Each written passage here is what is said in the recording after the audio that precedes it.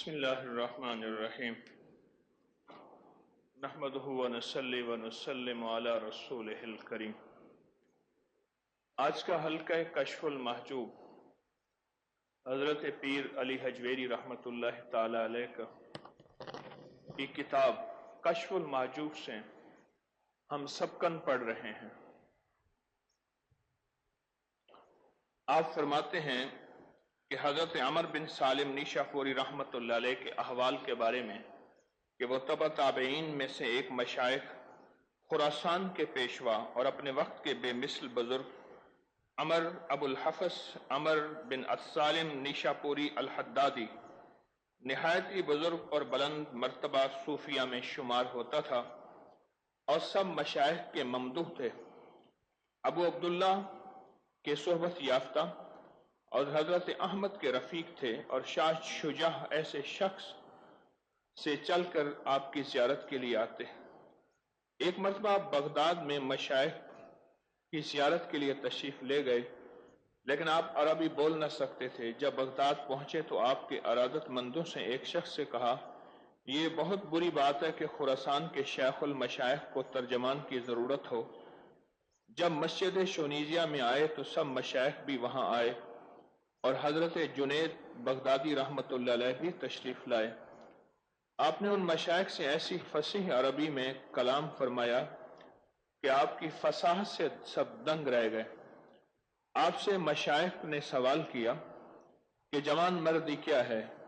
فرمایا، آپ لوگوں میں سے کوئی صاحب ابتدا کریں اور اس کے متعلق کوئی قول بیان کریں۔ حضرت جنید نے فرمایا، جوان مردی میرے نزدیک تو جوان مردی کو نہ دیکھے، جو کام کرے اس کو اپنی طرف نسبت نہ کرے، وہ یہ کام بھی کرتا ہے۔ اور حضرت ابو حفص فرماتے ہیں، شیخ نے بہت اچھا فرمایا، لیکن میرے نزدیک جوان مردی یہ ہے کہ اوروں سے انصاف کرے اور دوسروں سے انصاف کا مطالبہ نہ کرے۔ تب حضرت جنید نے فرمایا، اے دوستو اٹھو، اور حضرت ابو حفص جوان مردی میں آدم علیہ السلام اور آپ کی اولاد پر غلبہ پا گئے، اور کہتے ہیں آپ کی توبہ کی ابتدا یوں ہوئی، آپ ایک کنیز پر فریفتہ ہو گئے۔ لوگوں نے آپ سے کہا کہ نیشاپور کے میں ایک یہودی جادوگر رہتا ہے، تمہارے اس کام کا علاج اس کے پاس ہے۔ چنانچہ شیخ ابو حفص اس کے پاس گئے اور اپنا حال بیان کیا۔ یہودی نے کہا کہ 40 روز تک نہ نماز پڑھو، نہ کوئی اچھا عمل کرو، اور نہ نیک نیتی کا کوئی کام کرو، نہ دل و زبان پر لاؤ، تاکہ میرا جادو اثر کرے اور تیری مراد حاصل ہو۔ اس نے ایسا ہی کیا۔ جب 40 روز ہو گئے تو یہودی نے جادو کیا، لیکن آپ کی مراد پوری نہ ہوئی۔ یہودی نے کہا کہ ضرور تو نے اس عرصے میں کوئی نیک کام کیا، سوچ لو۔ حضرت ابو حفص نے کہا، میں نہیں جانتا نیک اعمال میں سے کون سا عمل میں نے کیا، سوائے اس کام کے کہ ایک روز راستے میں چلا آ رہا تھا، ایک پتھر پڑا ہوا تھا جسے میں نے راستے سے ہٹا دیا، کسی پاؤں کی ٹھوکر نہ لگے۔ تب یہودی نے کہا کہ پھر تو اس خداوند کو ازردہ نہ کر جس کا 40 روز تو نے فرمان ضائع کیا، مگر اس نے تیرے اتنے سے رنج اٹھانے کو بھی ضائع نہ فرمایا۔ اور یہ سن کر اس وقت توبہ کی، اور یہودی بھی مسلمان ہو گیا، اور وہی لوہار کا کام کرتے رہے، یہاں تک کہ آپ نے حضرت ابو عبداللہ سے ملاقات کی اور آپ مرید ہو گئے، اور کچھ عرصے کے بعد نیشاپور واپس آئے۔ کہتے ہیں ایک روز نابینا بازار میں قرآن پاک لے رہا تھا، آپ اپنی دکان پر بیٹھے کام کر رہے تھے، اس کی کرت آپ پر غالب آئی، آپ پر وجد طاری ہوا، بے خود ہو گئے، اور ایسی حالت میں آگ کے اندر ہاتھ ڈال کر آہن گیر کے بغیر تپتا ہوا لوہا بٹھی سے باہر نکال لیا۔ جب شاگرد نے آپ کو دیکھا تو بے ہوش ہو گیا۔ حضرت ابو حفص کو ہوش آیا تو آہن گری کا پیشہ چھوڑ دیا، پھر کبھی اس کی طرف متوجہ نہ ہوئے۔ آپ سے روایت ہے کہ میں نے عمل چھوڑ دیا، پھر جب میں نے اس کی طرف رجوع کیا تو پھر عمل نے خود ہی مجھے چھوڑ دیا، تو میں نے پھر کبھی بھی اس کی طرف رجوع نہ کیا، اس لیے کہ جس چیز کا چھوڑنا بندہ کے تکلف اور کسب سے ہو اس کا چھوڑنا اس کے کرنے سے بہتر نہیں ہوتا۔ اس بات کی صحت کی دلیل تمام کسب آفات کا محل ہے۔ یہ اللہ کی نعمت ہے، یہ کیفیت کسی کو عطا فرما دے۔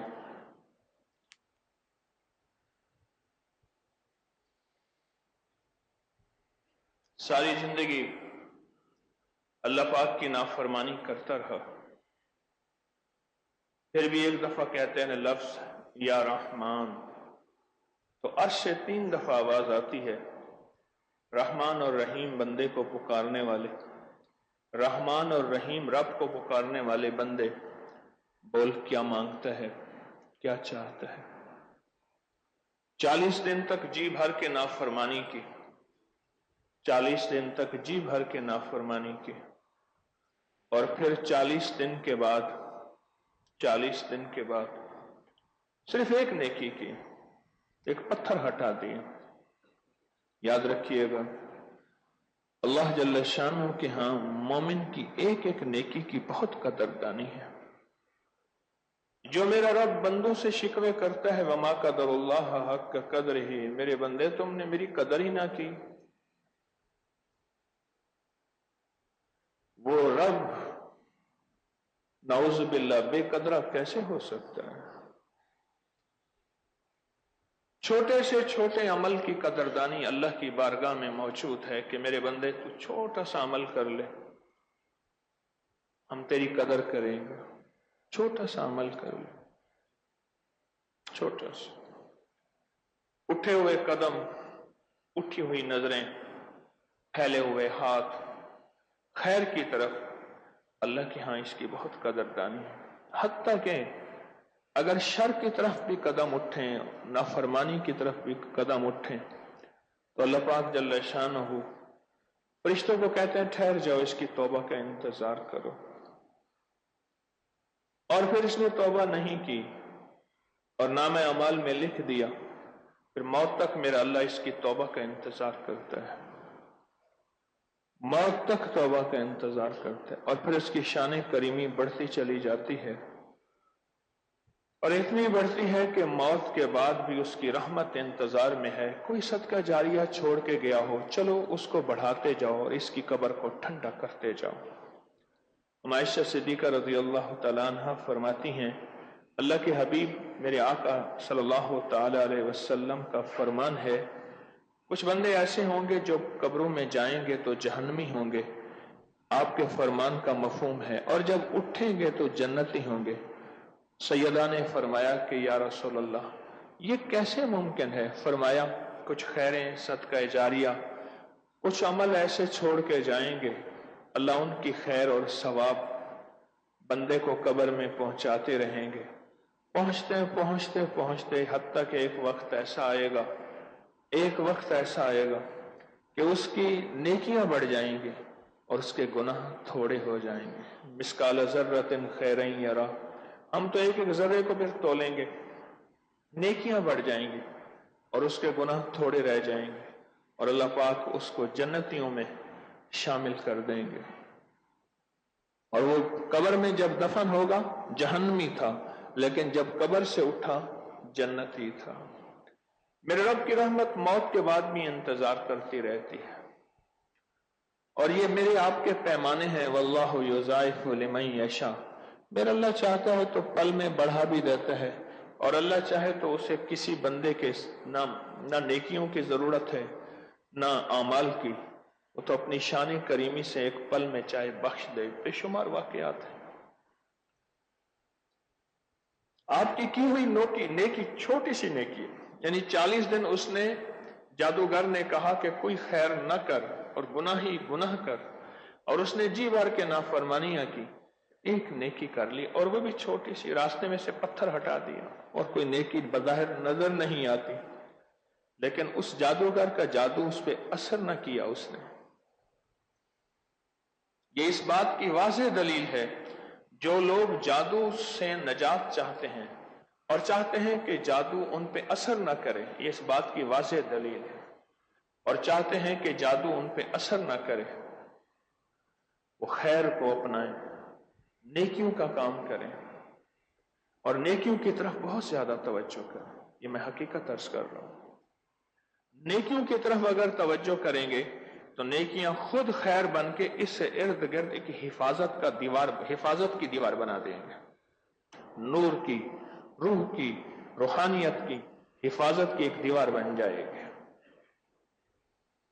جیسے اس نے ساری نافرمانیاں کی، 40 دن ساری نافرمانیاں کی، ایک چھوٹی سی نیکی نے اس کے دل اور ایمان کو بچایا کہ اس کے کالے جادو نے اثر نہ کیا. یہ جو تسبیح خانہ مخلوق کو نیکی اور چھوٹے چھوٹے اعمال پہ لگا رہا، چھوٹے چھوٹے اعمال پہ لگا رہا، آپ سوچ نہیں سکتے کہ اس کا نور کتنا ہے. ہر عبادت کا نور ہے، ہر تسبیح کا نور ہے، ہر سنت کا نور ہے. قرآن پاک کی ہر آیت یا اسماء حسنہ میں سے کوئی لفظ وظیفے کے طور پہ پڑھا جائے یا ویسے پڑھا جائے، اس کا ایک نور ہے. اس نور سے زندگیوں میں انقلاب آتا ہے، اور زندگیوں کے پل پل اور سانسیں اور روئیں بدل جاتے ہیں اس نور کی وجہ سے. اس نور کی وجہ سے پھر لوگ کہتے ہیں کہ ہم تسبیح خانے گئے، ہمارے کام بھی بنے، ہماری زندگیاں بھی بدلیں. تسبیح خانے کا کمال نہیں، وہ جو تسبیح ہے اس کا کمال ہے. اس تسبیح کا کمال ہے. جس تسبیح کی برکت سے مخلوق خدا کو اتنی روحانیت ملی، اس تسبیح کا کمال ہے جو اللہ کی مخلوق کو ملتی ہے. میرے پاس کئی لوگ آئے کہ ہم دنیا لینے آئے تھے، کوئی مسئلہ تھا، کوئی قرض تھا، یا کوئی بیماری تھی، یا کوئی تکلیف تھی، یا کوئی زندگی کی الجھنیں تھیں. آئے تو دنیا لینے تھے، وہ بھی مل گئی، پر آخرت ایسے ملی شاندار کہ آج تک سوچا ہی نہیں تھا. آج تک سوچا ہی نہیں تھا ایسا بھی مل سکتا ہے. آج تک سوچا نہیں. ایسی لوگوں کی زندگیاں ابھی میں رات ہی آیا ہوں سفر کا، تھکا ہارا. اب اس کے بعد پھر اگلی ذمہ داری میری ابھی شروع ہو جائے گی. ہم ایک جگہ گئے تو ایک صاحب ڈرائیور تھے، رات کی کل کی بات ہے، لمبا سفر تھا بہت زیادہ. ایک ڈرائیور تھے، کسی سواریوں کو اس نے اٹھایا ہوا تھا. بڑی محبت سے ملے، بڑے پیار سے ملے کہ میں آپ کے ساتھ فوٹو اتروا لوں. میں نے کہا کیا پایا؟ کہا کہ نیٹ پہ، پوسٹوں پہ آپ کے درس، وظیفے، تسبیحاں. میری بہن کی شادی نہیں ہوتی تھی، وہ ہو گئی. گھر کے مسئلے تھے، وہ حل ہو گئے. گھریلو الجھنیں تھیں، وہ دور ہو گئیں. حالات بہتر ہو گئے. ایک اور صاحب ملے، کہنے لگے کہ میں ایک جگہ ایسی جگہ تھا جہاں برف پڑ گئی، اور ایک ہی رات میں 2.5-3 فٹ برف پڑ گئی. راستے سارے ختم ہو گئے، راشن کھانے پینے کا ہمارے پاس ختم ہو گیا، برف تھی بہت سخت. کیا کریں؟ آپ کے درس میں ایک وظیفہ سنا تھا، میں نے ظہر کے بعد صرف ایک تسبیح و وظیفہ پڑھی، اور میں نے اپنے 2-3 ساتھی اور بھی تھے، ان سے کہا کہ انشاءاللہ ہمارا کام ہوگا. اللہم انکا ملیک مقتدر ما تشاء من امر یکون. حضرت سعید بن المسیب سید التابعین، مسجد نبوی کے کھونٹے تھے، یا ان کا وظیفہ ہے. فرماتے ہیں کہ میں نے زندگی میں جب بھی کوئی مشکل، پریشانی، دکھ، تکلیف، ناکامی، مسائل دیکھے، میں نے یہ پڑھا اور میرا کام ہو گیا. میں نے درس میں کئی دفعہ اس کے کمالات، برکات، خود اپنی ذات کے حوالے سے بھی ایک واقعہ سنایا تھا. تو کہنے لگے میں نے ظہر کے بعد ایک تسبیح پڑھی، اور ظہر کے بعد، عصر کے بعد، اس کے بعد اللہ نے کوئی ایسا راستہ کھولا ہمارے لیے کہ ہم اس برف کے طوفان سے نکل گئے. ایک اور صاحب ملے مجھے، سید بادشاہ. وہ کہنے لگے ایک صاحب نے ایک بہت غیر ملکی کسی محکمے میں، مناسب نہیں نام لینا، اس میں انہوں نے 55 سال زندگی میں جاب کی گزاری. 55 سال. مجھ سے کہنے لگے کہ میری بھی بخشش ہو سکتی ہے، اور وہ جاب ایسی تھی جس میں دنیا کا ہر عیب، ہر گناہ، ہر بدکاری موجود تھی. 55 سال کے بعد میں انہیں ایک کہنے لگے کشمیر کے ایک پیر صاحب تھے، بزرگ تھے، ان کے ہاں لے گیا. اس نے جب اپنی زندگی بیان کی تو کہا کہ میرے پاس تیرا کوئی حل نہیں، اتنے گناہوں کے پہاڑ، تیری بخشش کا نظام میری سمجھ میں نہیں آتا۔ اس نے کہا پھر ٹھیک ہے، میری اگر بخشش نہیں ہوتی تو میں ٹھیک زندگی پہ چل رہا۔ وہ اپنی موجودہ گناہوں کی زندگی پہ ضد میں آ گیا، کہنے لگے منت کر کے میں اسے ایک دفعہ تسبیح خانے لایا، اور تسبیح خانے میں آگے خود جب وہ آ کے بیٹھا تو قدرتی اللہ کی طرف سے ایسا مضمون چل رہا تھا جس میں گناہگاروں کے لیے بخشش کے واقعات در واقعات کہ اللہ کی رحمت کتنی غالب ہے اور کتنی وسیع ہے۔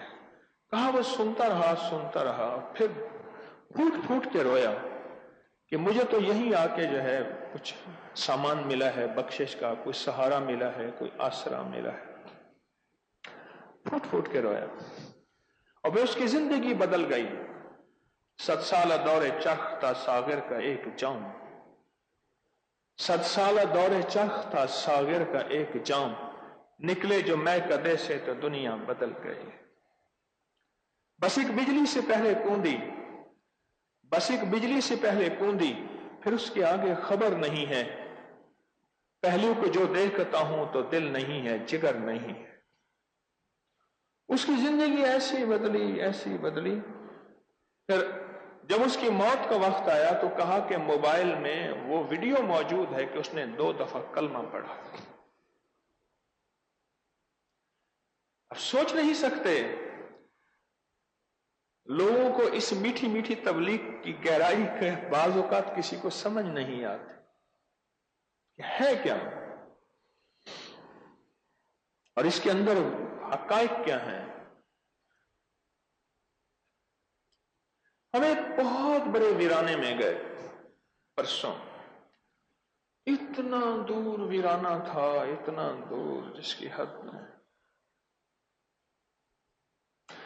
ایک جگہ جا کے بیٹھے، وہاں کے ویرانے میں رہنے والا ایک چھوٹے سے مکان، ٹوٹے پھوٹے سادہ سے ایک صاحب آئے، اس نے دیکھا، تعارف ہوا تو کہا میرے گھر چلے۔ چھوٹا سا کمرہ، اس میں ہم جا کے بیٹھے۔ جب جا کے بیٹھے تو کہنے لگے میرے پیر صاحب ہیں، فلاں جگہ رہتے ہیں۔ میں نے کہا انہوں نے کیا دیا؟ بیٹے کو کہنے لگے کمپیوٹر لگا اس ویرانے میں جس کے گھر روٹی پوری نہیں، میں آتے ہوئے اس کو کچھ دے کے آیا، کچھ بھی نہیں، کمپیوٹر لگایا۔ پھر بیٹے نے چھوٹے چھوٹے سپیکر لگائے، اور پیر صاحب بیٹھے ہیں، 7 ساز ہے، موسیقی ہے، اور اس موسیقی کی دھن پہ بندے ناچ رہے ہیں۔ ایسا مخلص شخص کہ تیرا نام کیا ہے؟ کہا گلاب خان۔ سچا مخلص، اور اس کے پیر نے اسے یہ زندگی دی تھی، اسی کو سینے پہ لگائے ہوئے ہے۔ کمرے میں پیر صاحب کی بڑی سی تصویر تھی۔ مجھے کہنے لگے، میں نے کہا لگاؤ۔ تو میرے ایک ساتھی ہیں، تو شاید ان کو تقوی کا کوئی حیضہ تھا، مجھے کہنے لگے بند کریں۔ میں نے لگانے دو، چلنے دو۔ چلا، ناچ رہے ہیں لوگ، نوٹ ہیں، گانا بجانا ہے۔ ہم نے وہاں ظہر کی نماز پڑھی، جماعت کے ساتھ نکرائی۔ اس کے بعد میں نے اپنے ساتھیوں سے ایک بات کہی، میں نے کہا یہ دیکھو تسبیح خانے کے پیر خانے نے تمہیں کس کام پہ لگا دیا۔ وہ مخلص ہے، وہ مخلص، نرا مخلص۔ اس کے مرشد نے اسے اس زندگی پہ لگا دیا کہ میرے مرشد 95 میں فوت ہو گئے، 1995 میں، بس انہوں نے مجھے یہ زندگی دی تھی، میں اسی کو سینے سے لگائے۔ غریب آدمی ہوں، کرایہ نہیں ہوتا وہاں پیر خانے جانے کا، اور پیر خانے جانے کے لیے پھر کچھ تھوڑا سا نظر نیاز بھی چاہیے، وہ بھی نہیں ہوتا۔ پر 95 کے بعد میرے مرشد حق ہو گئے، پردہ کر گئے، مجھے ایک زندگی دے گئے. لمبا سفر کیا میں نے، ویرانے میں پہنچا جہاں انسان شاید مل ہی نہ سکیں، گمان ہے. ہم 6-7 حضرات تھے، بیٹھے تھے تو وہ خود آ گئے، آئے میرے گھر چلیں. واہ میرا مولا،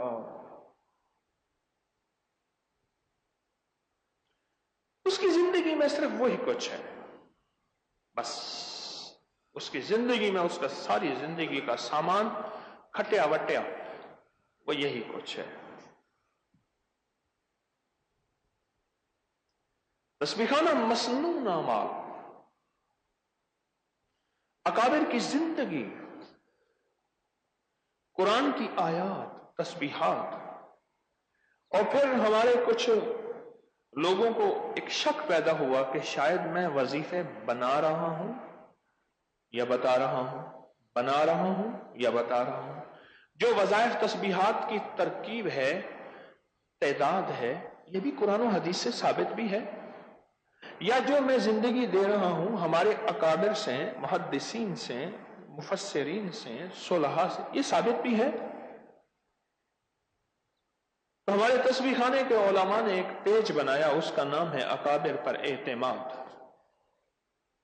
کہ ہماری جو وظائف، جو تسبیحات، جو جنات کے واقعات، جو جنات کے مشاہدات اگر بیان ہوتے ہیں تو ان سب کی سند اس آپ فیس بک میں، واٹس ایپ میں کھولیں، انگلش میں لکھیں اکابر پر اعتماد، ایک سارا پیج کھل کے آپ کے سامنے آ جائے گا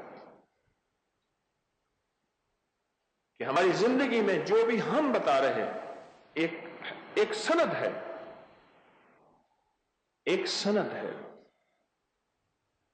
حتیٰ کہ میں نے جو میرا جو روپ ہے اس کی بھی سند ہے کہ مولانا عبدالشکور لکھنوی لکھنؤ کے ایک بہت بڑے امیر اہل سنت تھے، وہ ایسا لباس پہنتے تھے، میرے پاس اس کی سند موجود ہے.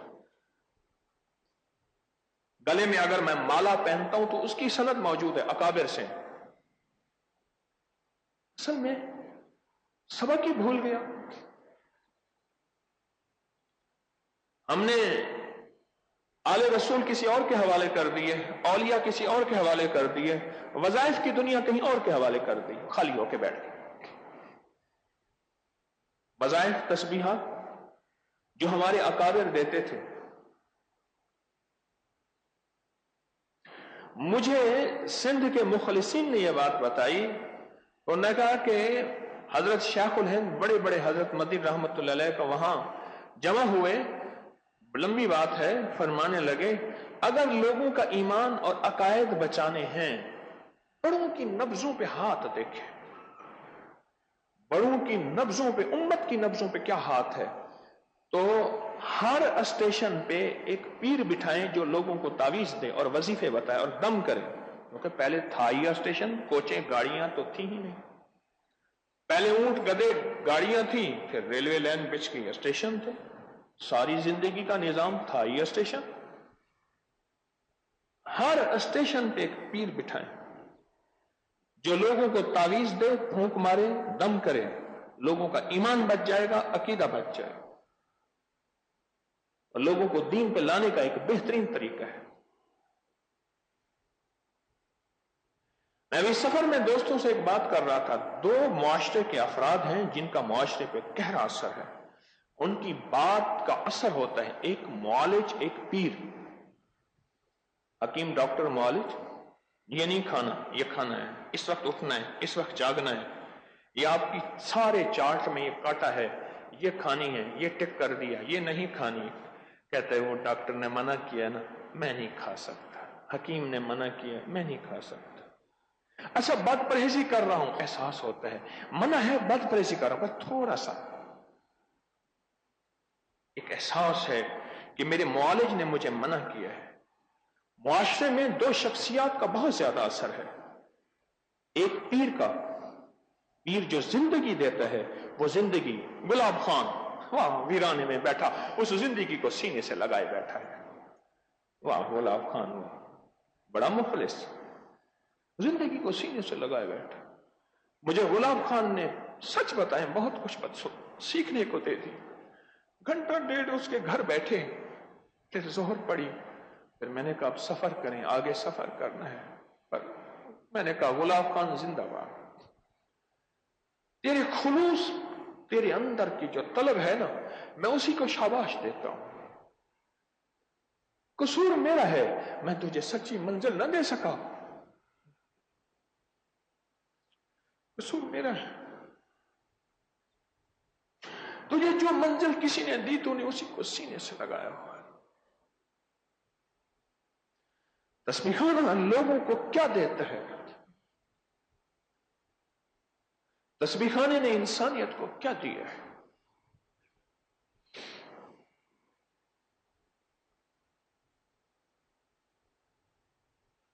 میں یہ گردوارے گیا، اس کی پوسٹیں بھی نیٹ پہ آئی ہیں، یہ جو ناروال کے ساتھ کرتارپور نئی راہداری کھلی ہے انڈیا پاکستان کے درمیان، اس کے سردار گوبند سنگھ گیانی جی میرے پاس آتے ہیں، بہت آتے ہیں، جو اس کے ہیڈ ہیں سارے نظام کے سکھ، بہت اصرار تھا، میں گیا، وہ مجھے وزٹ کرا رہے تھے، ایک بہت ماڈرن خاتون اپنے بچوں کو لائی، ان پہ ہاتھ پھیر دیں، آپ ابکری والے ہیں نا، میں آپ کی پوسٹیں پڑھتی ہوں، اور بہت تسبیحاں، بہت ذکر، اور یہ اور یہ اور یہ اور یہ، اور میں حیرت زدہ تھا، کوئی شخص بظاہر تو اس کو دیکھے میں مسلمان بھی نہیں کہے گا، لیکن تسبیح خانے نے اعمال نبوی کی برکتیں دلوں میں پہنچائیں، اندر موجود ہے، ذرا نم ہو تو یہ مٹی بہت زرخیز ہے ساقی،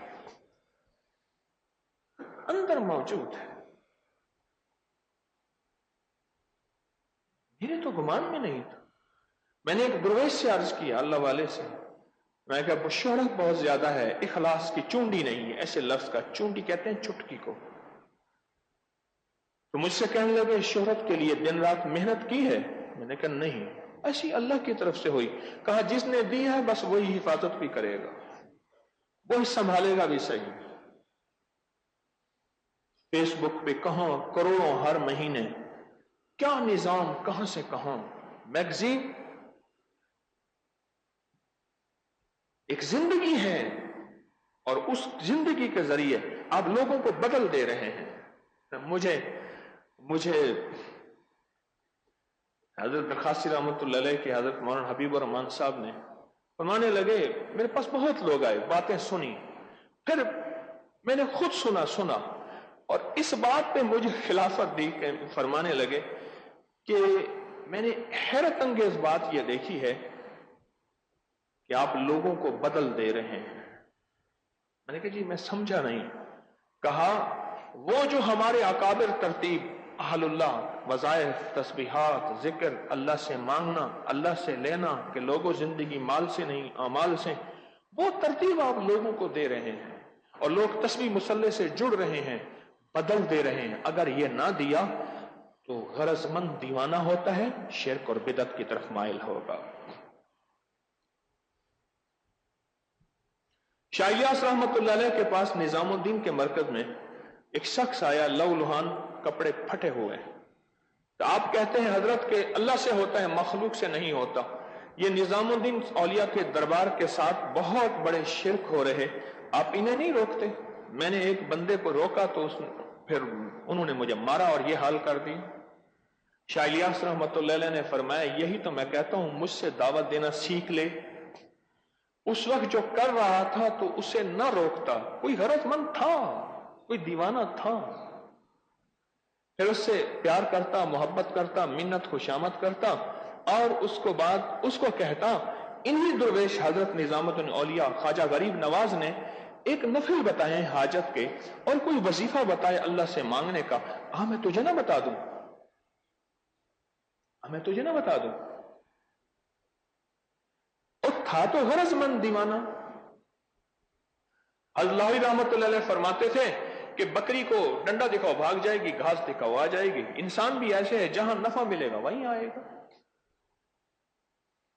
تھا تو غرض مند دیوانہ۔ اب تو اس سے محبت کرتا، پیار کرتا، الفت کرتا، اسے اعمال نبوی کی طرف متوجہ کر دیتا، وہ تیری بات مانتا، جب اللہ سے ملنا آ جاتا تو پھر کہیں اور جانا تو دور کی بات ہے، اسے اللہ سے لینا آ گیا، مجھے کچھ خبر نہیں تھی تیرا درد کیا ہے یا رب، مجھے کچھ خبر نہیں تھی تیرا درد کیا ہے یا رب، تیرے عاشقوں سے سیکھا تیرے سنگ در پہ مرنا، مجھے آ گیا ہے جینا، مجھے آ گیا ہے مرنا۔ جب اللہ سے لینا آ جاتا اور براہ راست اللہ کے خزانوں سے لینا آتا تو پھر کہیں اور جاتا، کہاں نہ جاتا، کہا اس لیے تو کہتا ہوں ہم سے دعوت دینا سیکھ لو۔ اعمال نبوی کملی والے کی چوکٹ مصطفیٰ صلی اللہ تعالی علیہ وسلم، ان کی زندگی کا نظام،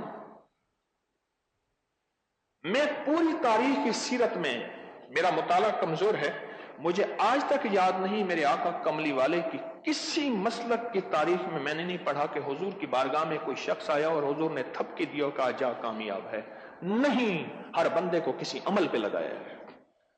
کسی کو فرمایا یہ دعا پڑھ اللہم اکفنی بحلالک عن حرامک واغننی بفضلک عمن سواک، کسی کو فرمایا یہ دعا پڑھ اللہم انی اعوذ بک من جہد البلاء ودرک الشقاء وسوء القضاء وشماتۃ الاعداء، کسی کو یہ عمل پہ لگایا، کسی کو اس عمل پہ لگایا، کسی کو صلاۃ الحاجت پہ لگایا۔ ساری دنیا کی سیرت کی کتابوں میں دعائیں اعمال نبوی میرے کملی والے کی نور بھرا ہوا ہے۔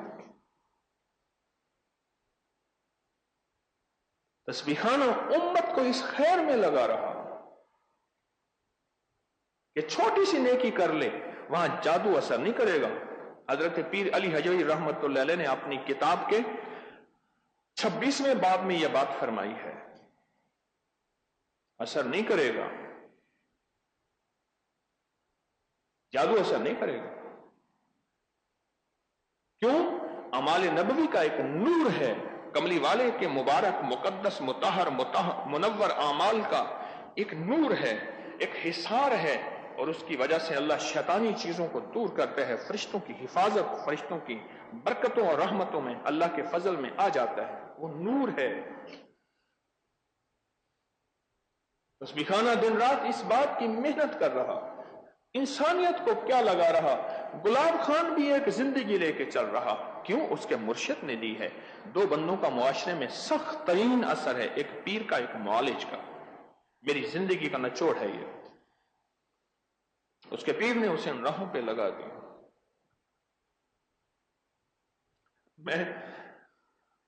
میں نے جو باقاعدہ پریکٹس شروع کی 1991 میں شروع کی ہے، فارغ ہوا ہوں تعلیم سے۔ اللہ کا نظام ایسا ہے کہ وہ یعنی کسی حکیم ڈاکٹر کا کلینک چلنا بڑی بات ہوتی ہے کہ وہ عرصے کے بعد آ کے لوگوں کا اعتماد آتا ہے۔ میرا حکمت کا پوڑیوں کا جو بھی تھا نظام وہ سارا چل پڑا، تو یہ بچہ نہ گر جائے، یہ بچہ کہاں کھڑا ہوا ہے، کوئی وارث ہے اس بچے، نیچے نہ گر جائے۔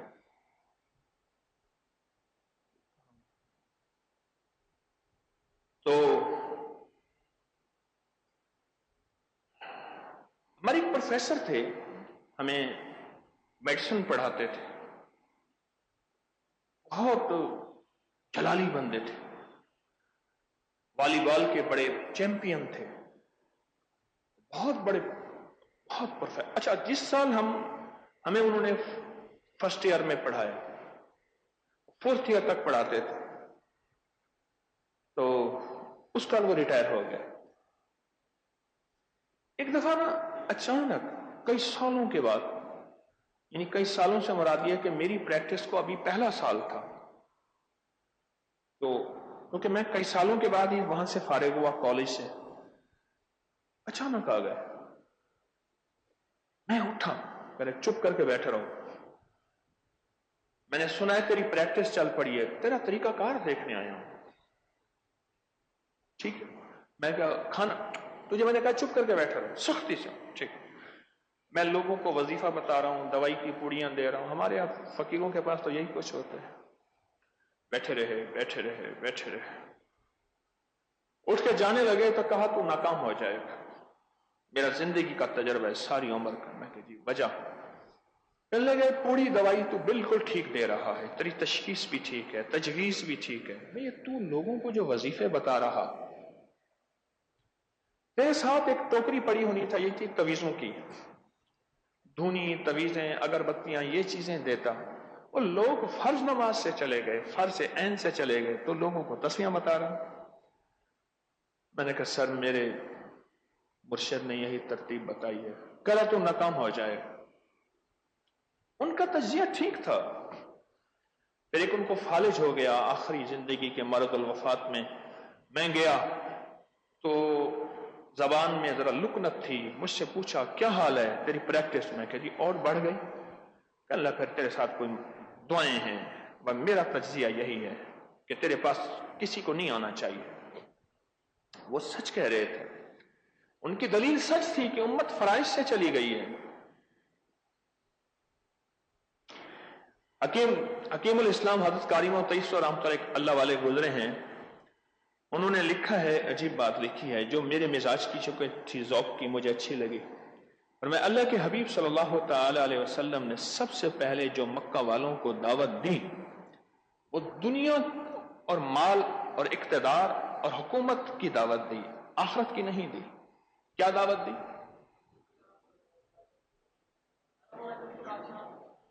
آؤ میں ایک گڑ بتاتا ہوں، ایک عمل بتاتا ہوں، ایک چیز بتاتا ہوں، میری بات مان لو، عرب اور عجم کی بادشاہت تمہارے قدموں پہ ہوگی. اچھا یہ نہیں بتایا جنت ملے گی، آخرت ملے گی، نور ملے گا، روح ملے گی، روحانیت نہیں بتایا. میرے حضور کی سب سے پہلی دعوت یہی ہے. ان درویشوں نے فرمایا، حضرت قاری صاحب رحمۃ اللہ علیہ نے، کہ وہ دنیا کو بتا رہے تھے، دنیا کو، اور اصل پیچھے آخرت تھی. اللہم لا عیش الا العیش الاخرہ. کئی لوگ ایسے ہیں کہ دنیا لینے آئے، اللہ نے انہیں آخرت کا نظام ایسا کہ زندگیاں بدل گئیں، گھروں کے گھر بدل گئے، ان کے مزاج، ان کی سوچیں بدل گئے، خاندان ہی خاندان ہے. پھر جتنی بھی خانقاہیں ہیں ان میں ان کے مسلک کے لوگ آتے ہیں. تسبیح خانے میں ہر مسلک آتا ہے، ہر مذہب آتا ہے. بریلوی میرے پاس آتے ہیں، دیوبندی، اہل حدیث، شیعہ، ہندو، سکھ، اور گورے بھی ہمارے پاس ہمارے سوشل میڈیا کے ساتھ جڑے ہوئے ہیں. ایک نظام ہے جس سے انسانیت کو خیر مل رہی ہے، جس سے انسانیت کو برکتیں مل رہی ہیں. ایک نظام ہے جس کے بارے میں حضرت پیر علی حجویری رحمت اللہ علیہ نے آج نشاندہی کی ہے کہ ایک بندے کو چھوٹی سی نیکی کا اجر یہ ہوا کہ اس کے دل سیاہ نہیں ہوا. دل سیاہ ہوگا تو سیاہ عمل اس پہ عمل کرے گا. وہ اس جادوگر کا کالا جادو تھا. کالے جادو کے لیے غور سے سمجھے گا، باریک بات ہے، کالے جادو کے لیے کالا دل مطلوب تھا. ایسا جو گناہوں اور معصیت اور سیاہ کاریوں سے اتنا سیاہ ہو جائے کہ کالا جادو جا کے اس پہ اثر کرے اور فوراً اثر ہو جائے. پر کالے جادوگر نے کہا میرا جادو تجھ پہ اثر نہیں کر رہا، ضرور تو نے کوئی نیکی کی ہے، ضرور تو نے کوئی نیکی کی ہے. انہیں کہ میں نے کوئی نیکی نہیں کی. سوچ سوچ کے کہنے لگا ایک پتھر ہٹایا تھا راستے سے. ہماری زندگی میں انسانیت کو خیر پہنچانا، ہر مذہب، ہر مسلک، ہر فرقہ، ہر رنگ، ہر زبان، ہر نسل، اور ان کی خیر چاہنا، اور چاہنا بھی ایسے کہ دنیا بھی بن جائے، آخرت بھی بن جائے. کیوں؟ مسلمان کے پاس دو پیکج ہیں، ایک مرنے سے پہلے کا، ایک مرنے کے بعد کا. جو مسلمان نہیں ہے، کافر کے پاس ایک پیکج ہے، وہ ہے مرنے سے پہلے اس زندگی کو انجوائے کرو. مرنے کے بعد کا پیکج صرف آپ کے پاس ہے. تسبیح خانہ دونوں پیکج دے رہا. اگر تو ہمارے جذبے سچے ہوئے، کیونکہ مرنے سے پہلے مخلص ہونے کا دعویٰ تو میں کر ہی نہیں سکتا، تو موت کے وقت پتہ چلے گا کہ کون مخلص تھا یا نہیں تھا. اگر جذبے سچے ہوئے، کام بڑا خیر کا ہے. انسانیت کو، دکھی انسانیت کا، کیونکہ مال ہے تو پریشان ہے، مال نہیں تو پریشان، دولت ہے تو پریشان، دولت نہیں تو پریشان. ایک پریشانی کی ہوائیں چلی ہوئی ہیں جسے ہم ٹینشن کہتے ہیں. کوئی نہ کوئی مصیبت پریشانی میں کوئی بندہ جکڑا ہوا ہے. ایسے لوگوں کو دو راستے ہیں. ایک راستہ یہ ہے کہ ان کو کسی دنیا کے ایسے مشاغل میں جہاں ان کا وقتی نظام بن جائے، اور ایک ایسا نظام عرشی ان کو دے دیں جس سے ان کی دنیا بھی سنور جائے، آخرت بھی سنور جائے. آج پیر علی حجویری رحمت اللہ تعالی علیہ نے اپنی کتاب میں اس بات کی طرف ہمیں متوجہ فرمایا ہے، اور اس بات اور خیر کو تسبیح خانہ پھیلا رہا. یقین ان کی بات ٹھیک ہے.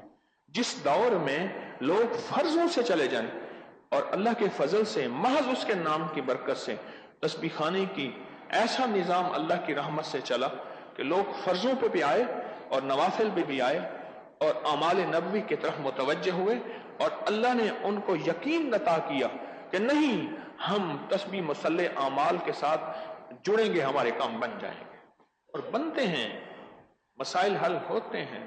یہی اولیاء کی ترتیب تھی، صلحاء کی، کلندر، نقیب، نجیب، ابرار، غوث، فقیہ، ولی. ان کا نظام یہی تھا. اللہ کے ولی یہی کچھ، حبیب خدا دے فقیراں تو صدقے، فقیراں دے روشن ضمیراں تو صدقے، نہ دولت تو صدقے، جنت تو صدقے، تیری زلف دے جاں اسیراں تو صدقے، جنا رومی جامی تے سادی نو ڈنگیا، میں ہونا پیاری اکھیاں دے تیراں تو صدقے، اور جس گودڑی وچ پلن لالے حافظ، میں اس گودڑی دیاں لیراں تو صدقے. یہ اولیاء کی ترتیب، صلحاء کی ترتیب ہے. جتنے بھی اللہ کے ولی ہیں وہ مخلوق خدا کی خدمت کرتے تھے. غریب نواز، خواجہ غریب نواز، خواجہ غریب نواز. غریب آیا، دکھیارا آیا، پریشان آیا. غریب اصل میں کہتے ہیں پردیسی کو.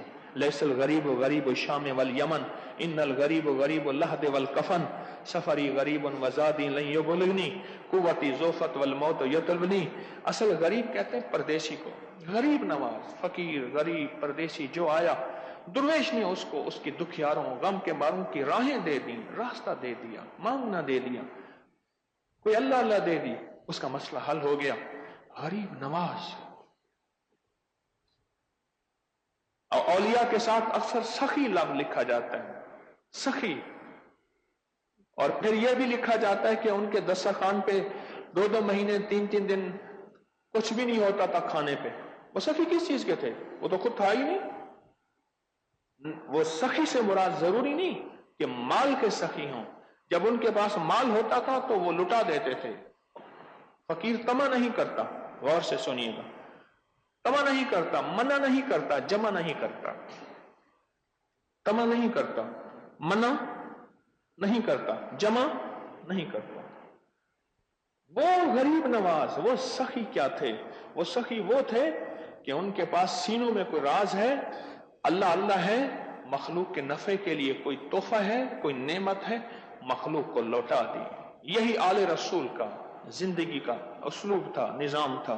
یہی اصحاب رسول کا اور ان کے غلام تبع تابعین اور صلحاء اولیاء جتنے بھی تھے، ان سب کا یہی ترتیب اور نظام تھا. میں حضرت لال شہباز قلندر کے متن گیا ہوں، وہاں روس کے وہ اس جگہ گیا ہوں روس کے جہاں سے یہ تشریف لائے تھے. مجھے ان کی زندگی پہ ایسی حیرت انگیز باتیں کھلی. حضرت عثمان مروندی رحمت اللہ علیہ، حیران ہوا. جتنے بھی اولیاء صلحاء ہیں سب نے تسبیح خانے کا کام کیا ہے، سب نے تسبیح خانے کی ترتیب پہ انسانیت کو نوازا ہے. سخی لکھا جاتا ہے ان کے نام کے ساتھ، اور پھر سخی لکھ کے کہتے ہیں حضرت کے ہاں 3 چاند چولہا نہیں ہوتا تھا.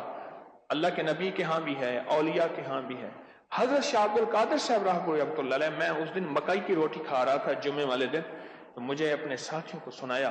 حضرت شاہ عبد الرحیم کی بارگاہ میں، جب ان کی خانقاہ میں، حضرت شاہ عبد الرحیم صاحب کی خانقاہ میں گئے، فرمانے لگے کہ مہینوں مکئی کی روٹی ہوتی تھی یا پھر کچھ ہوتا نہیں تھا، حتیٰ کہ میرے پیٹ میں تکلیفیں اور بیماریاں شروع ہو گئیں، اور بعض اوقات ہمیں 3-4 دن کھانے کو نہیں ملتا تھا. ان اولیاء کو سخی کیوں لکھتے ہیں؟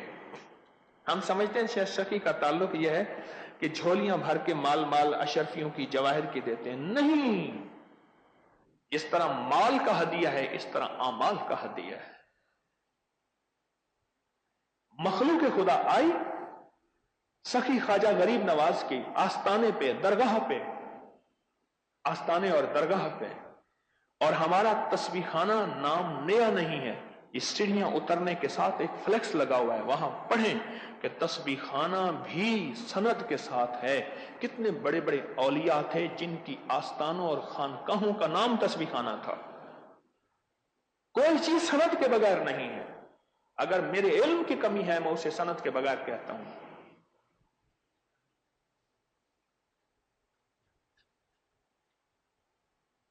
جتنے بھی اولیاء صلح تھے انہوں نے یہ زندگی دی ہے جو آپ تسبیح خانے میں دے رہے ہیں. ان کی ساری زندگی اٹھا کے دیکھیں. یہی نشاندہی آج حضرت پیر علی حجویری رحمت اللہ علیہ نے فرمائی ہے. اصل چیز یقین ہوتا ہے اور انسانیت کا نفع ہوتا ہے. اور الحمدللہ بہت مطمئن ہوں اگر نیت ٹھیک ہے، اگر جذبے سچے ہیں، مخلوق کو بڑا فائدہ ہو رہا. مخلوق کو بڑا فائدہ ہو رہا. ہر مسلک، ہر مذہب، ہر زندگی کا انسان تسبیح خانے سے جڑا اور تسبیح خانے میں آیا اور کسی نے اسے میلی نظر سے نہیں دیکھا کہ یہ کون سے مسلک اور مذہب فرقے کا بندہ ہمارے پاس آیا ہے. یہاں لاہور میں ملتان روڈ ہے، ایک نماز کا وقت ہوا. میں ایک صاحب ہاں بیٹھا تھا تو نماز پڑھنے ہم گئے. تو میں نے جب نماز پڑھی نا، یقین جانے مجھے ایسے لوگ گھور گھور کے دیکھ رہے تھے. میں محسوس ہوا کہ میں کوئی ایسی جگہ آ گیا ہوں جو میں نے جرم کر دیا. لیکن ایک پل میں میرے اندر احساس آیا انہوں نے ٹھیک کیا ہے، تجھے ایسا دیکھا ہے تاکہ تیرے اندر قدردانی ہو کہ تسبیح خانے میں آنے والے کو کوئی ایسے نہ دیکھے. انہوں نے ٹھیک کیا، تجھے ایسے دیکھا کہ تسبیح خانے میں کوئی ہاتھ چھوڑ کے، کوئی ہاتھ سینے پہ باندھ کے، کوئی ناف پہ، کوئی کہاں پڑھ رہے ہیں اور سب اللہ کے سامنے سجدے دے رہے ہیں. اور ہمارے ہاں اب بھی یہی لوگ بیٹھے ہیں، آئندہ بھی یہی مجمع آتا ہے. میں نے کہا ٹھیک کیا تیرے ساتھ کہ تیرے اندر یہ قدردانی پیدا ہو اور تیرے اندر احساس بڑھے کہ ہمارے ہاں یہاں آنے والوں کے ساتھ ایسا نہ ہو، بلکہ محبت ہو، رواداری ہو اور پیار ہو، سب کو ساتھ لے کر چلنے کا جذبہ ہو. سب کو ساتھ لے کر چلنے کا جذبہ. میرے بارے میں لوگ کہتے ہیں، مجھے ایک بندہ کہنے لگا آپ دیوبندی ہیں. میں کہوں میں تو پیبندی ہوں. پیبندی کیا ہوتا ہے؟ میں کہ ہر کوئی پیوند لگاتا ہوں، اس کو پکڑ کے اس کو جوڑا، اس کو پکڑ کے. مجھے کہنے لگا آپ نجدی ہیں. میں کہنے میں تو وجدی ہوں. وجد آتا ہے مجھے کملی والے کے نام پہ، آل رسول، اللہ کے نام. مجھے کہنے لگا آپ بریلوی ہیں. میں کہ نہیں. دیوبندی ہیں. وہ کہتے ہیں آپ شیعہ ہیں. ہاں کچھ کمریوں کو یاد. میں نے جب یہ بات سنی نا کہ ویرانے میں ایک ڈرائیور نے کہا مجھے یہ ملا، ایک بندے نے کہا مجھے یہ ملا، تو میں نے اپنے احباب کو ایک شعر سنایا، کچھ کمریوں کو یاد، کچھ بلبلوں کو حفظ. کچھ کمریوں کو یاد. امام الہند مولانا ابوالکلام آزاد یہ شعر پڑھا کرتے تھے. کچھ کمریوں کو یاد، ان کی کتاب ہے غبار خاطر، اس میں ہے یہ. کچھ کمریوں کو یاد، کچھ بلبلوں کو حفظ، عالم میں ٹکڑے ٹکڑے میری داستان کے ہیں. عالم میں ٹکڑے ٹکڑے میری داستان کے ہیں. جس جگہ میں جاؤں، وہ آپ ابکری والے ہیں نا، آپ کا یہ وظیفہ پڑا تھا، آپ کی یہ تسبیح پڑی تھی، آپ کی یہ پوسٹ آئی تھی اور ہمارا وہ مسئلہ حل ہوا، ہماری وہ مشکل دور ہوئی، ہماری وہ پریشانی دور ہوئی. سچ پوچھیں، اگر نیت سچی ہے، اگر جذبہ سچا ہے نا، کام بڑا زبردست ہے. اور یہی کام سارے اولیاء، صلحاء، اللہ کے ولی، درویش یہی فیض مخلوق میں بانٹتے گئے تھے. اس لیے ان کے نام کے ساتھ سخی تھا. آج لفظ سخی کی سمجھ آئی ہے؟ آپ کو یاد ہے میں نے ایک درس میں لال شہباز قلندر کی پوری درس میں، پتہ نہیں درس نمبر کون سا ہے مجھے یاد نہیں، اس کی پوری وضاحت کی تھی اور باقاعدہ حوالوں سے. اور میں نے لفظ ملنگ اس کے حوالے دیے تھے. یہ ایک بہت مبارک لفظ ہے. یہ اور بات ہے ہمیں اس کی شکل کسی اور شکل میں ملتی ہے. مل کہتے ہیں پہلوان کو. کھٹ مل، کھاٹ کا پہلوان ایسا ہے جینا دوبھر کر دیتا ہے. مل انگ، مل اور انگ کو جمع کریں بن جاتا ہے ملنگ. مل انگ، ایسا شخص جس کے انگ انگ پہ اس کی پہلوانی چلے، اپنی طاقت سے نفس اور شیطان کی طاقتوں کو روکے اور اللہ کی اور اس کے حبیب کی غلامی میں، اس کو ملنگ کہتے ہیں. جس کا پل پل کملی والے کی غلامی اور آل رسول کی غلامی، اصحاب رسول اولیاء کی غلامی سے نہ ہٹے، اور ایسا طاقتور پہلوان ہو. جب طاقتور پہلوان ہوتا ہے وہ اپنے حریف کو لٹا کے پھر ہلنے نہیں دیتا. ہاں، اس کے سینے پہ چڑھ جاتا ہے اور ہاتھ مارتا ہے. وہ پہلوان جو انگ انگ پہ پہلوانی کرے، جس کی انگ انگ پہ نفس اور شیطان کی حکمرانی نہ ہو، اللہ اس کے حبیب کی حکمرانی ہو، وہ ہے ملنگ. یہ ماورا نہر، یہ وہاں سے لفظ آیا ہے. سمرقند، بخارا، تاشکند سے، ترمذ سے میں گیا ہوں. ایک دفعہ نہیں گیا، چند بار گیا ہوں. وہاں سے آیا ہے لفظ. یہ اور شکل ہے کہ ہم نے اس کی شکل اور دیکھی ہے. لفظ کے اندر طاقت ہے، قوت ہے. لال، لال تسبیح پھری پر دل نہ پھریا، کی لینا تسبیح ہاتھ پیڑ کو ہو، چلے کتے پر رب نہ ملیا، او چی لینا چلیاں چ وڑ کے ہو، بلیا جاگ بنا دودھ نہیں جمدا، پمیں لال ہوئے کڑ کڑ کے ہو. کہ بلے شاہ جب تک دودھ میں جاگ نہیں ڈالے گا، دہی نہیں ڈالے گا، دودھ نہیں مکھن نکالے گا، جتنا اس کو کڑھاتا جا، آگ میں رکھتا جا، وہ لال تو ہو جائے گا. بولیا جاگ بنا دودھ نہیں جمتا، جاگ کے بغیر دودھ نہیں جمتا. کسی مرشد، کسی رہبر کے بغیر دودھ نہیں جمتا. پامے لال ہوئے کڑ کڑ کے ہو، جتنا اس کو دودھ کو کڑاتا جا لال تو ہو جائے گا. عشق الہی میں، محبت الہی میں، اور اس کے اوپر جو آزمائشیں آئیں، ناگواریاں آئیں، خدمت کرنے والوں کو ناگواریاں لازم آتی ہیں، تسبیح خانے میں چلنے والوں کو ناگواریاں لازم آتی ہیں، لیکن وہیں خدمت پہ، عبادت پہ، تسبیحات پہ، معاشرے کی باتیں، ٹانٹ، اعتراض، اس پہ اگر صبر سے چلتا رہا، یہ عشق میں لال ہوتا جائے گا. یہ محبتوں میں جتنا آگ میں جائے گا، کس کا آگ میں؟ ناگواریوں کی آگ، قربانیوں کی آگ، مجاہدوں کی آگ میں، اتنا لوہا لال ہوتا جائے گا. لال، جب یہ لال ہوگا اللہ پاک جل شانہ اس کو طی الارض عطا فرمائیں گے. طی الارض میں شیخ الحدیث نے فضائل صدقات میں لکھا ہے، اور ہمارے اکابر نے بے شمار کتابوں میں اس کے واقعات لکھے ہیں. پہلا قدم، ولی کا جو پہلا قدم ہوتا ہے وہ 1400 میل کا ہوتا ہے. اللہ کے ولی کا پہلا قدم 1400 میل کا ہے. شہباز کرے پرواز، وہ شہباز لاہوتی، وہ شہباز ملکوتی، اللہ پاک اس کو پھر پرواز عطا فرماتے ہیں. دلوں کی پرواز، روح کی پرواز، من کی پرواز، دعاؤں کی پرواز.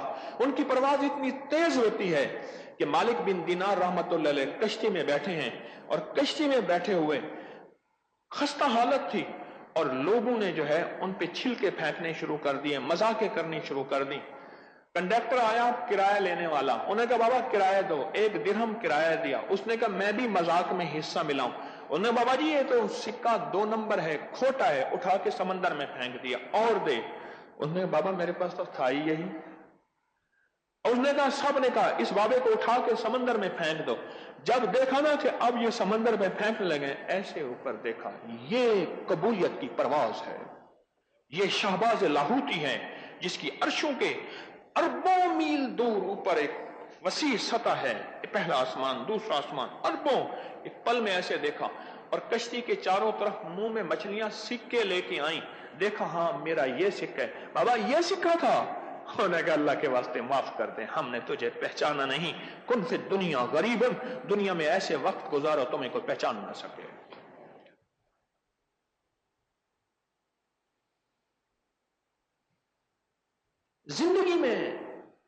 زندگی میں جو تسبیح خانے کی محنت اللہ ہم سے کرا رہا، اگر جذبہ سچا ہے تو یہی کام اولیاء کر کے گئے تھے، صلحاء کر کے گئے تھے، ہمارے اکابر کر کے گئے تھے، اور ہمارے اکابر کی نبضیں تھیں کہ ہر اسٹیشن پہ یہ بٹھا دو، ہمارے اکابر کی نبضیں تھیں۔ چونکہ کام چھوڑے ہوئے زندگی گزر گئی، اب مجھ جیسے فقیر نے اگر یہ آواز لگائی ہے تو سمجھ ہی نہیں آ رہی یہ کہاں سے لایا، اس وظیفے کا یہ فائدہ ہے، اس تسبیح کا یہ فائدہ ہے، اس عمل کا یہ فائدہ ہے، یہ کہاں سے لے آیا، کہاں سے لایا؟ مجبوراً ہمارے مخلصین کو ایک پیج بنانا پڑا، اور جب سے پیج آیا ہے مجھے بے شمار لوگوں نے کہا، انہوں نے کہا یہ جو بندہ کوئی بات کرتا ہے ہم اس کو پیج پیش کر دیتے ہیں، وہ کہتے ہیں ہماری سمجھ میں نہیں تھا لیکن ہر چیز کے ساتھ حوالہ ہے، سند ہے، حوالہ ہے، سند ہے۔ کیونکہ کام چھوڑے زندگی گزر گئی، پھر یہ وظائف، تسبیحات، تعویذات کا شعبہ ہم نے کہیں اور سونپ دیا ہے، میں کیا کروں؟ یہ ورثہ ہمارے اکابر کا تھا، ہمارے بڑوں کا تھا، ہم نے کہیں اور سونپ دیا، چھوڑ دیا اس کو۔ ایک بزرگ تھے حضرت مولانا یعقوب صاحب نانوتوی رحمت اللہ علیہ، میں پڑھ رہا تھا یقین یعنی کتاب رکھ کے میں رونے بیٹھ گیا، ان کی سوان ہے، پر میں ایک بندہ آیا اور اس نے کہا کہ حضرت آپ تو بڑے کے استاد، دارالعلوم کے بڑے شیخ الحدیث ہیں، بڑی ہستی ہیں، حضرت مولانا مملوک علی صاحب رحمت اللہ علیہ کے بیٹے ہیں، اور آپ لوگوں کو وظیفے بتاتے ہیں، تعویذ دیتے ہیں اور پھونکے مارتے ہیں، آپ کو یہ زیبا نہیں ہے، یہ لفظ ہیں، آپ کے شایان شان نہیں ہے۔ کہا کہ ایک بات فرمائی، آزردہ ہو کے رنجیدہ ہو گئے، فرمایا اگر تم نہیں کرو گے تو لوگ پھر ہندوؤں کے جوگیوں کے پاس جائیں گے، دین بھی دے آئیں گے، عقیدہ بھی دے آئیں گے، مذہب بھی دے آئیں گے، اگر تم نہیں کرو گے تو۔ بڑوں کی نظریں کہاں تھی؟ مجھے ابھی ہمارے بیٹھے ہیں ساتھی صوفی صاحب کہنے لگے کہ میں ایک عالم کے پاس گیا، مجاہد تھے، کہنے لگے مجھے سید نفیس شاہ صاحب رحمت اللہ علیہ نے فرمایا جا سید احمد شہید، سید شاہ اسماعیل شہید صاحب کے پاس۔ میں ابھی پرسوں ان کے پاس بیٹھا ہوا تھا، حضرت شاہ اسماعیل شہید بالا کوٹ، ان کے پاس جا، ان کے مزار پہ، اور جا کے کہے ہمیں 100 مسجدوں کا خرچہ چاہیے، دیں، ہم نے 100 مسجدیں بنانی ہیں پہاڑوں میں، ادھر ادھر جہاں مسجدیں نہیں ہیں، ہم نے حضرت 100 مسجدیں بنانی ہیں۔ سید نفیس شاہ صاحب رحمت اللہ علیہ نے بھیجا، وہ کہتے ہیں مجھے، اس بندے کا نام جاوید وڑائچ، گجرا والے، گجرات کا بھیجا، عقل تو نہیں ہے۔ وہ کہتے میں گیا اور میں نے حضرت کو جا کے پڑھ کے ہدیہ پیش کیا اور عرض کیا کہ حضرت میرے مرشد نے بھیجا ہے، اور میرے مرشد فرماتے ہیں 100 مسجدوں کا ہمیں خرچہ چاہیے، ہم نے 100 مسجدیں بنانی ہیں، خرچہ عنایت فرمائیں، دعا فرمائیں۔ گڑ گڑا کے کہے کہ آ گیا، کچھ ہی عرصے کے بعد حضرت کی خدمت میں آیا تو حضرت خوش تھے، کہا کہ بھی 100 مسجدوں کا خرچہ ہو گیا، نظام بن گیا سارا۔ حضرت قاری متیسر رحمۃ اللہ کی کتاب جلد دوم میں لکھا ہے کہ میں کھڑا تھا، حضرت مدنی رحمۃ اللہ علیہ پریشان کھڑے تھے، یہ ہم نے اپنی کتاب میں اس کا حوالہ بھی دیا ہے، مجھے کہنے لگے مولوی طیب ادھر آؤ، میں گیا، فرمانے لگے کہ دارالعلوم کا راشن ہر چیز ختم ہو گیا ہے، کہاں سے لائیں؟ اور پھر حضرت نانوتی مولانا قاسم نانوتی رحمۃ اللہ علیہ کی مزار کی طرف اشارہ کیا، ان سے جا کے کہو اور اونچا اونچا کہنا کہ خود مدرسہ بنا گئے ہیں، ہم کہاں سے لائیں، خود خرچہ پورا کریں، ہمارے بس میں نہیں ہے، نہ تنخواہیں دی ہیں، طالب علم بھی سب بھوکے ہیں۔ میں نے کہا مجھے تو کہتے کہ تم مسجد میں جا، مجھے فرما رہے ہیں، پھر میں نے کہا بڑی کی بات ہے، سوچنا چھوڑ۔ میں حضرت کی بارگاہ میں گیا اور حضرت کے مزار پہ جا کے عرض کیا کہ حضرت مجھے حضرت مولانا حسین احمد مدی رحمۃ اللہ نے بھیجا ہے اور ایسے ایسے فرمایا ہے کہ بھئی خرچہ ہم سے نہیں ہوتا، اور ایسے ایسے جو بھی پیغام دیا میں نے اونچی آواز میں کہہ دیا. کہا اس کے بعد پھر کبھی فاقہ نہیں آیا، کبھی پھر فاقہ نہیں آیا. اونچی باتیں ہیں اہل اللہ کی، اللہ کے ولیوں کی اونچی باتیں ہیں.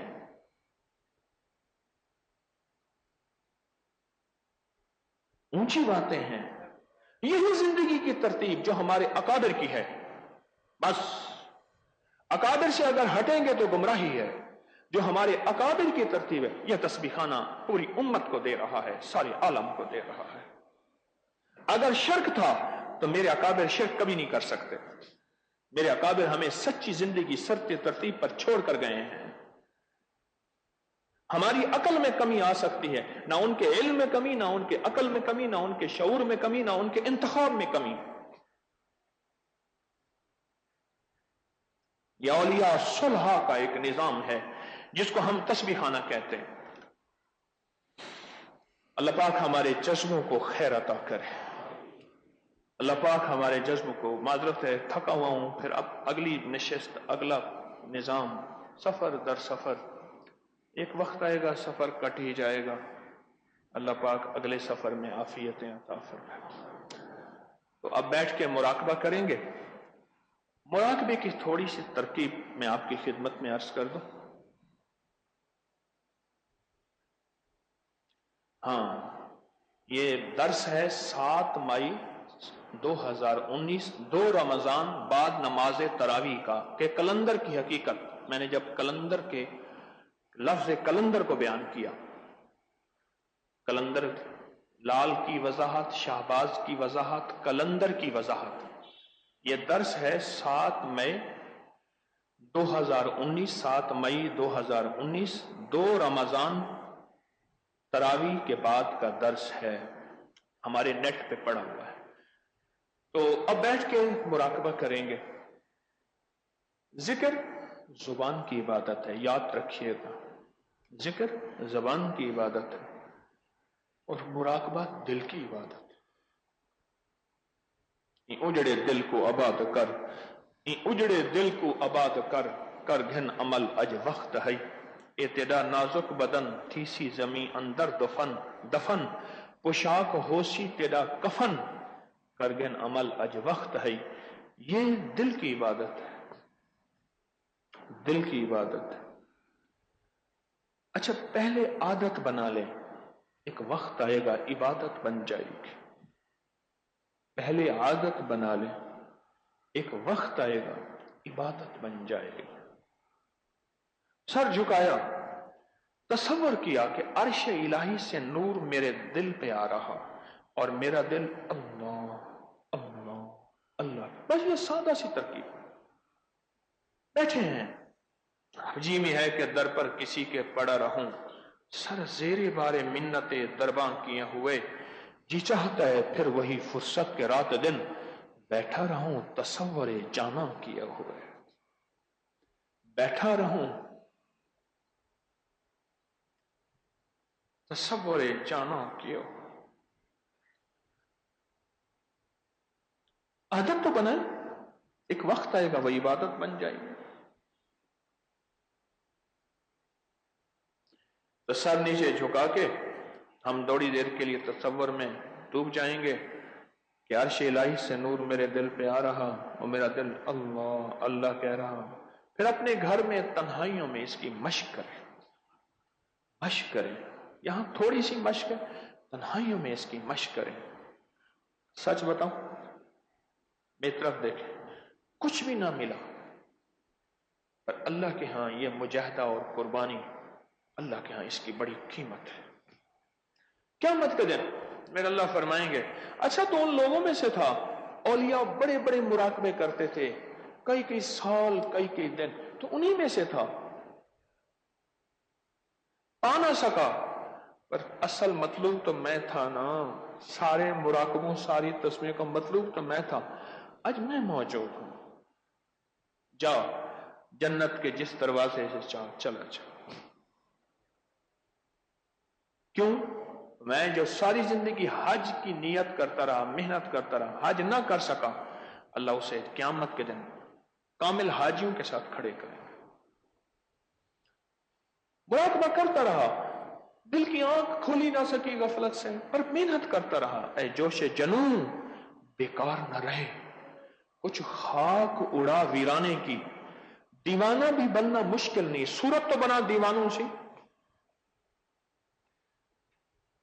مراقبہ کر نہ سکا، پہنچ نہ سکا، پر ایسی شکل بنا لی، شکل بنا لی، شکل بنا لی۔ اللہ کو چھوٹی سی نیکی بھی پسند ہے۔ اللہ پاک نے فرمایا سب کو ڈبو دو، اور جو فرعون کے جادوگر ہیں نا ان کو بچا لو۔ یا اللہ یہ جادوگر تو تھے جنہوں نے موسیٰ علیہ السلام پہ جادو کیا تھا۔ اللہ پاک نے فرمایا میرے محبوب موسیٰ کا روپ دھار کے آئے تھے، ان جیسا چوغا پہن کے، ان جیسا عصا لے کے، ان کی شکل بنا کے آئے تھے۔ یہ شکل مجھے پسند ہے، ان کو عذاب نہ دو۔ واہ مولا واہ، تھوڑی سی شکل تو بنا لے اس کے تلاش کرنے کی، اس کو تلاش کرنے کی، تھوڑا سا روپ ہی دھار لے۔ کریم ایسا ہے، کہتے ہیں رونا نہیں آتا، رونے والی شکل بنا لے۔ ساری دنیا بہروپیے کو پسند نہیں کرتا، میرا اللہ کہتا ہے چلو بہروپیہ بن جا، ویسی شکل بنا لے، ویسی صورت بنا لے، میرے ہاں قبول ہے۔ وہ بہروپیے تھے، فرعون کے جادوگر بہروپیے تھے۔ اللہ نے فرمایا تم تو بہروپیہ بنے ہو، پر میرے موسیٰ محبوب کی، میرے پیغمبر کی شکل بنا کے آئے ہو، یہ شکل بھی قبول ہے۔ فرمایا کہ سب کو قتل کرو، سامری کو چھوڑ دو، جس نے بچڑا بنایا تھا، جس نے لوگوں کو شرک پہ لگایا تھا، ظالم نے، میں چھوڑ دو۔ فرشتے نے پوچھا یا اللہ کیوں چھوڑیں؟ فرمایا سخی ہے، سخی ہے، اپنی موت خود مر جائے گا، اس کو قتل نہ کرو، باقی سب کو قتل کر دو جنہوں نے بچڑے کی پوجا کی تھی۔ وہ بڑا کریم ہے، انوکھا نظام۔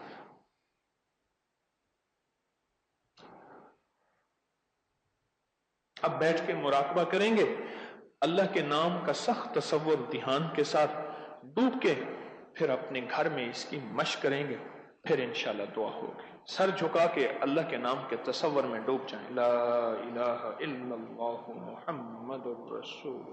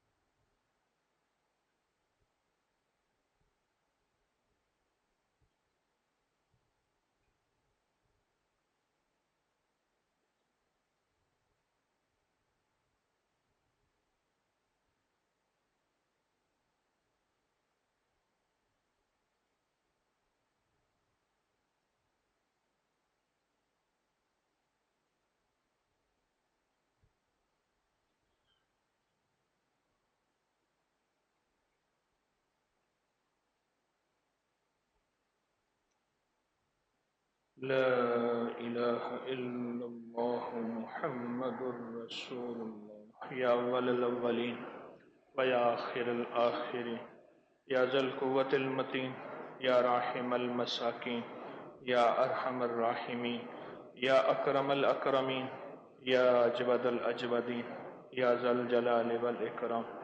اللہ ہمارے دلوں کو اپنی محبت اور معرفت کے لیے قبول فرما، دل کی دنیا آباد فرما، جذبوں کی دنیا آباد فرما، من کی دنیا آباد فرما، ہماری کوتاہیوں سے درگزر فرما، ہمارے دل کو قبول فرما لے، قبول فرما لے، قبول فرما لے، ہماری دنیا آخرت میں خیریں عطا کر دے اور ہماری دنیا آخرت میں برکتیں عطا کر دے. جو مانگا عطا فرما، جو نہیں مانگا عطا فرما. دور پرے سے تیری بندیاں اور بندے آئے ہیں تجھے منانے کے لیے، تجھ سے پانے کے لیے، مشکلیں ٹلوانے کے لیے، مصیبتوں کو دور کرانے کے لیے. تو جان تیرے بندے جانے میرا مولا، میں تو فقیر ہوں، ڈاکیا ہوں، بانٹنے والا، نہ میرے پاس کچھ ہے نہ میرا کچھ ہے، سب کچھ تو تیرا ہی ہے. وہ اپنے بندوں کو خالی نہ لوٹا، تیری منت ہے.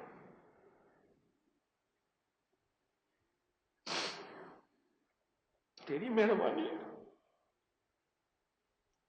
کوئی غموں کا، کوئی دکھوں کا، کوئی مشکلات کا، کوئی پریشانیوں کا، کس کا دل ویران، کس کی نظریں ویران، کس کے جذبے ویران، تیرے بندے کے مولا.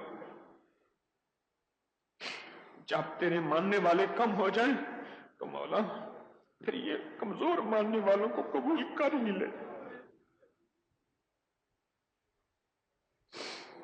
ہم تجھے مانے نہ مانے، تجھے کون سی کمی ہے؟ سارا جہان تجھے چھوڑ جائے تو رب ہی رب رہے گا، پر اگر تو ہمیں چھوڑ گیا تو ہمارا کچھ نہیں بچے.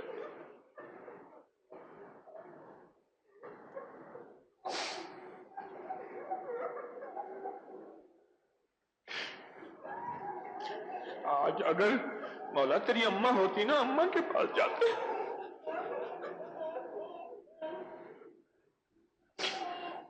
کہ اپنے بیٹے کو کہیں ہم سے ناراض ہے، ہم نے جی بھر کے تیرے بیٹے کو ستایا، دکھایا، اپنے بیٹے سے کہیں راضی ہو جا. اگر مولا تیری کوئی بیٹی ہوتی ہم اس کے قدموں پڑ جاتے، ابا سے کہیں ابا مان جائے. اور کیا کریں، تیرا تو کوئی شریک ہی نہیں ہے، تیرا تو کوئی شریک نہیں. مان جا میرا مولا، دنیا آخرت کی خیریں دے دے، حفاظت، کفایت، کفالت دے دے. اپنی کسی بندی اور بندے کو دنیا کے جس کونے میں ہے خالی نہ بھیج، ان کی جھولیاں بھر دے، مالا مال کر دے. ان کی دنیا بھی دے دے، آخرت بھی دے دے. ان کو دنیا بھی دے دے، آخرت بھی دے دے. ان کو دنیا بھی دے دے، آخرت بھی دے دے. آمین آمین آمین. وصلی اللہ علی النبی الکریم وعلی آلہ وصحبہ وازواجہ واہل بیتہ وعترتہ اجمعین. آمین برحمتک یا ارحم الراحمین.